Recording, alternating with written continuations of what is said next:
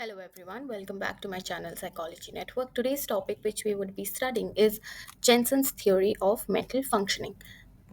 You can find this in unit 6 of your UGC Net Psychology Syllabus. So the Jensen's theory of mental functioning or the Jensen's theory of intelligence falls under cognitive theories. I have already made 3 separate videos for all the factor theories. Let's come to Arthur Jensen's theory of mental functioning. So, what he says is that the functioning of one's mind depends on two things: the type and degree of the intelligence one possesses. He says that how intelligent a person would be in a given situation depends upon two things: his innate basic abilities plus the required mental functioning.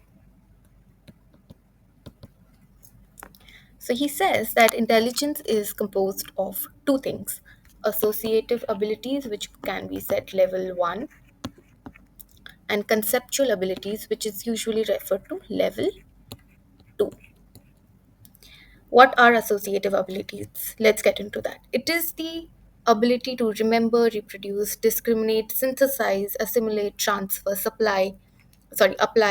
If he has learned something, he can apply to a given situation. These are the associative abilities.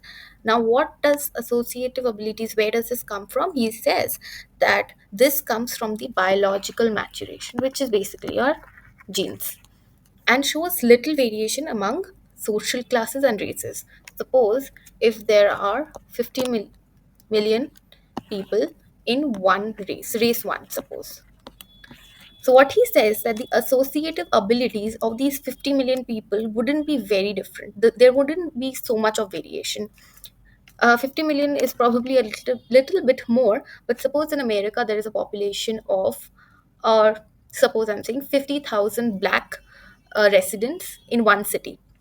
So those 50,000 black residents, among them, the associative abilities wouldn't differ so much. This is what he's saying. And how can these associative abilities be measured?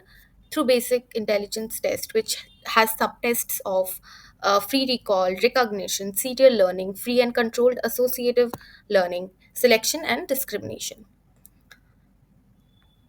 This is what it is, how, and how it is measured. Where does this associative abilities come from, and how it is measured?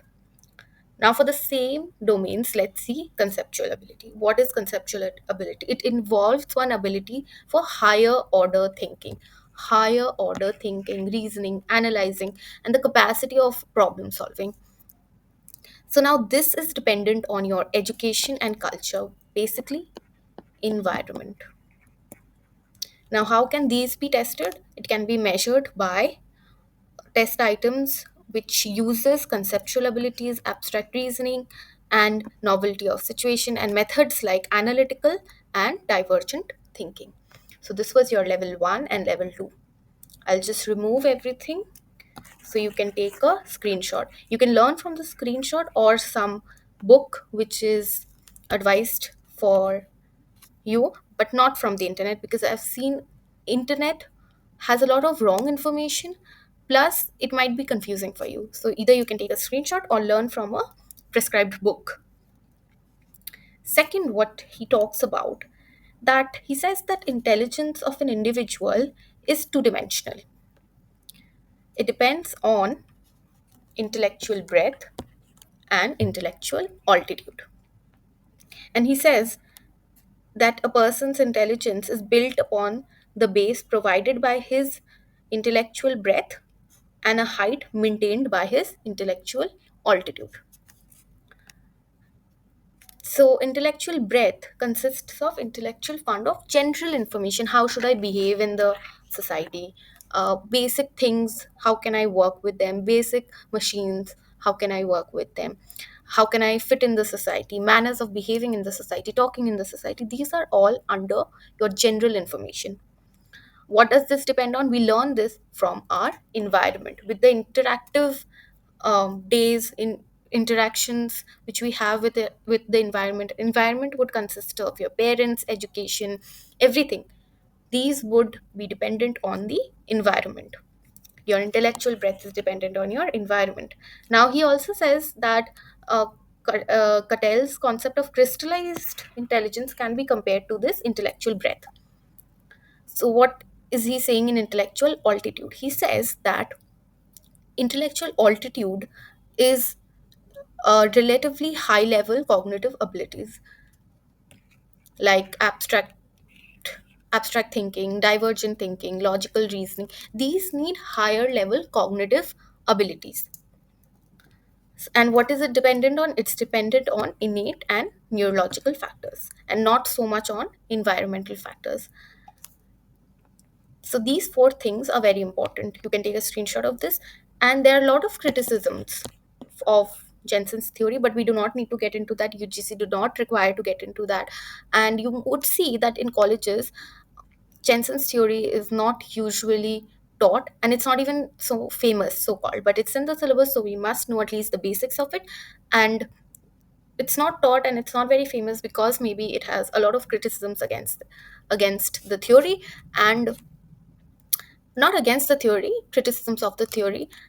Arthur Jensen actually supported Spearman's two factor theory. He supported this theory.